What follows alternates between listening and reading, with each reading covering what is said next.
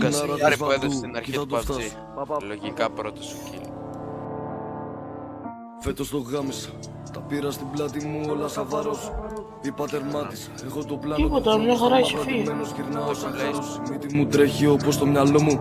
Τα αλήθεια τρελαίνω με μάνα, τόσο πιστός στις γυναίκες που αγάπησα. Τόσο μαλάκα στην κάθε πουτάνα. Η πίκρα και η γλύκα στο μάτι μου φαίνεται κι άμα για λύση δεν θα είναι για λίγα. Μου δείξαν τα φώτα συμβόλαια managers. Μα δεν με πείσανε, μόνος μου μπήκα. Πρώτα μου δείξαν πως πιάνω το ψάρι. Τώρα τα ψάρια μου δεν είναι λίγα. Φέτος κατέβασα ομάδα, φέτος κατέβασα ομάδα για λίγα. Φέρτε τα γάντια να δείτε πως πέφτουνε ύστερα. Μη με ρωτάτε για fits. Έτσι όπως ζούμε το θάνατο δεν το φοβάμαι. Άσε το ποιοι είμαστε εμείς. Φάτσες που έχω στο κύκλο περίεργες. Πρόσεχε αυτά που θα πεις. Γάμα τα δεις, γάμα τα beefs. Στοχεύω και πυροβολώ με το στίχο. Βάλτε τον κόλλο στον τοίχο. Είναι να μην τους πετύχω. Δεν θα με δουνε, θα ακούσουν τον ήχο. Δεν σταματάμε ποτέ αν αρχίσει. Αν είμαι πρόβλημα δεν βρίσκει λύση. Ξημέρωμα σε ένα βουνό θα ξυπνήσει δεμένος.